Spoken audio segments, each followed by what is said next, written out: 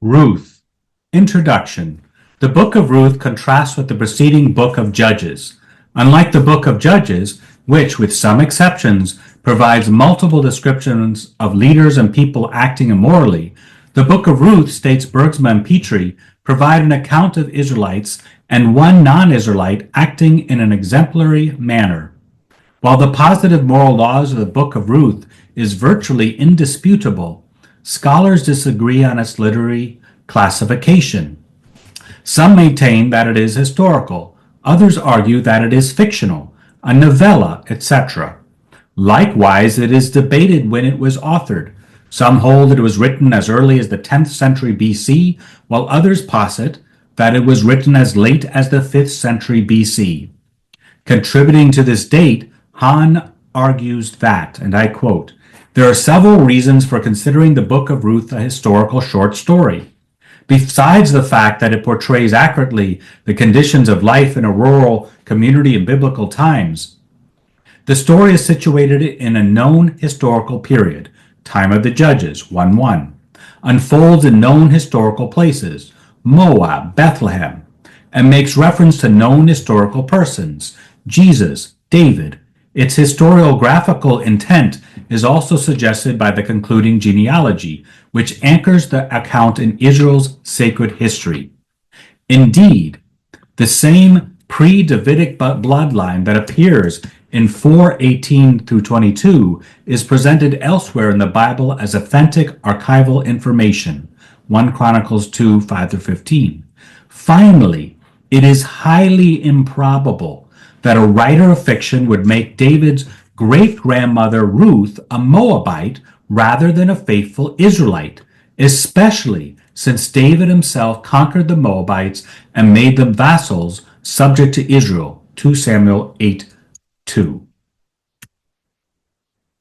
As Hahn points out, the first verse of the Book of Ruth situate the entire narrative within a particular historical time, near the end of the time of the Judges and before the establishment of monarchy. In the days when the Judges ruled, there was a famine in the land, and a certain man of Bethlehem in Judah went to sojourn in the country of Moab, Ruth 1:1. This verse indicates that the setting is, states Hahn, around 1100 BC. Subsequent verses identify the Bethlehemite man as Elimelech. He is accompanied by his wife Naomi and 2 sons. They settle in Moab. Sadly, while in Moab, Elimelech dies, leaving behind his wife and 2 sons who had by this time married. The 2 sons in turn also die, leaving behind 3 widows, their mother Naomi and their 2 wives, Orpah and Ruth. Naomi decides to return to Bethlehem. Ruth insists on accompanying her while Orpah remains in Moab. In Bethlehem, Naomi introduces Ruth to Boaz, related to her husband Elimelech. Eventually, Boaz agrees to marry Ruth, and Ruth becomes a member of the genealogy of the Israelite people, including being part of King David's and Jesus' lineage. We will reflect on this outlined narrative in relationship to Providence, women, and typology. Providence. Although God's providential shaping of history in the Book of Ruth is not spectacular as it is at times in Exodus, nonetheless, points out Hahn, there is a sense that even the most ordinary events are guided by his hidden hand. Hahn continues, at several critical steps, readers witness divine coincidences in which the Lord steers the actions of this family and blesses them. End of quote. God's guiding of ordinary events, explains Hahn, is stated right in chapter 1, when Naomi decides to return to Israel upon learning that the Lord has visited his people and given them food, Ruth 1:6. Bergsma and Pitre observe that the text which comes before this explicit verse of God's providence, God's providential guidance, is implied in the name of Naomi's father and in the name of Bethlehem. In Hebrew, Elimelech means God is king, while Bethlehem means house of bread. As the ultimate king, God guided and protected Elimelech and his family, including during times when they lacked bread. However, as in many cases in history, how God did this is not immediately clear, especially when considering that due to a famine, Elimelech left Bethlehem and traveled to the land of the Moabites, a people who were held in suspicion by the Israelites because, according to Genesis, they were the offspring of an incestuous relationship between Lot and one of his sisters, one of his daughters, Genesis 19:35-37, and for the reason that the Moabites had once conquered and oppressed the Israelites before the judge Ehud delivered them, Judges 3:12-30.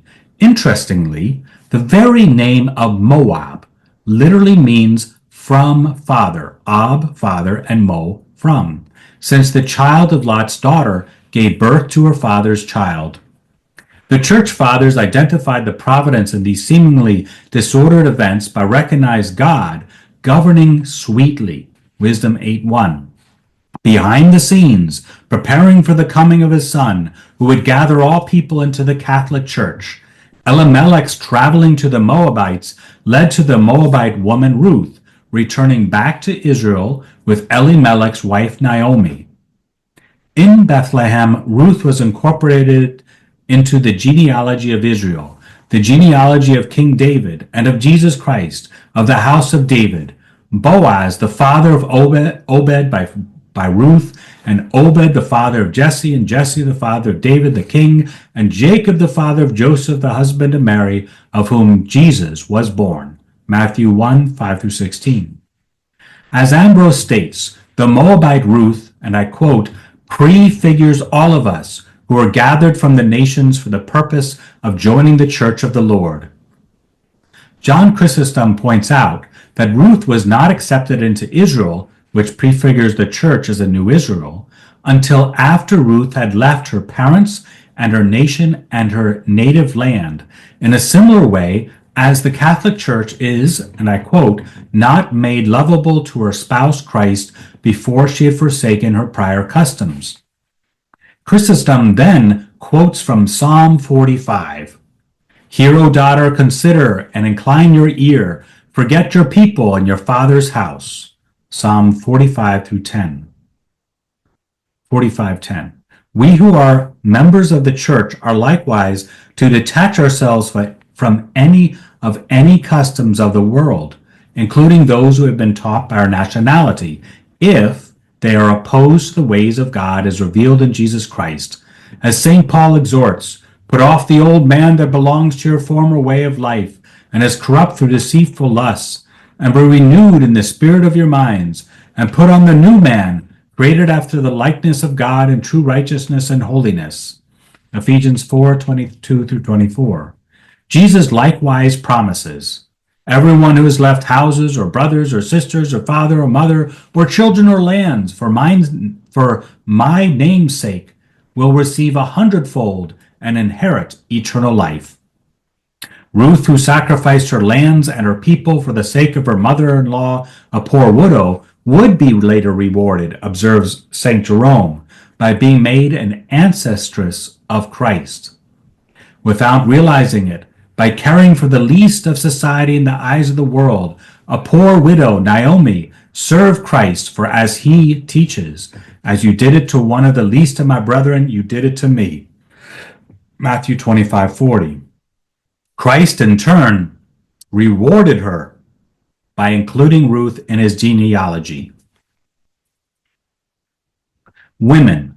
As classified by the Pentateuch, Ruth and her mother-in-law represent two classes of vulnerable people, the immigrant and the widow. The third class of vulnerable people are orphans. See Exodus 22:21-22, and Deuteronomy 24, verse 19. The Israelites were commanded by God to treat these people with respect and provide for their needs. For example, Deuteronomy commands the Israelites not to go back over their vineyard after the grapes have been picked, so that the overlooked grapes can be picked by those in need, such as the orphan, widow, and immigrant. Heeding this command, Boaz allows Ruth to glean his fields, after they had been picked. He also protects her by ordering his young male workers not to molest Ruth, and goes further by even telling them to help her by pulling out some from the bundles for her. Ruth 2:16. Bergsma and Pitre contrast Boaz's uprightness with the preceding Book of Judges' mistreatment of the vulnerable, especially of women, including kidnapping, sexual and physical abuse, human sacrifice, murder, and dismemberment. They explain that, I quote, the canonical juxtaposition of the Book of Ruth with the Book of Judges makes clear that the treatment of women in Judges was non-normative and contrary to the spirit of the covenant. In Ruth, the sacred author clearly provides a model or prescriptive narrative for the relationship between the sexes.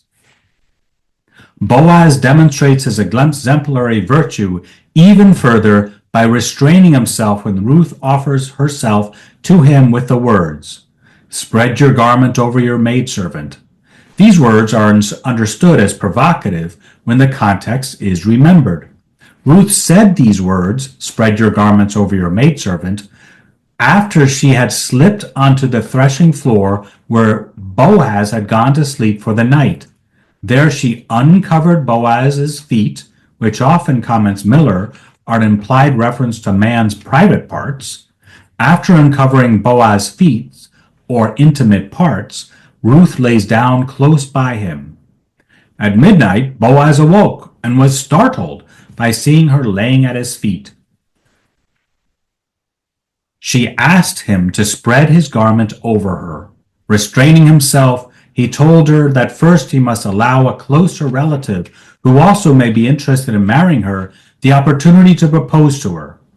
Boaz then ensured Ruth left early in the morning, unseen by anyone, so that her honor would be kept. In praising Boaz's chastity, Theodoret of Seir writes, and I quote, "The man so virtuous that he did not rush into a marriage outside the law, but he spoke with his neighbors about the marriage. Furthermore, because he was not serving lust, he took her in the spirit that one should take a wife." In the patristic era work Opus Imperfectum and Mattheum, attributed to John Chrysostom, Boaz is described as not daring to touch her as a lascivious man would, nor being overwhelmed by her youthful beauty as a mature man might be of a young woman, nor excessively fearful, abhorring her as some chaste men would. Instead, Boaz, in anticipation of Jesus Christ's perfect chastity, treated Ruth with restraint, respect, and dignity.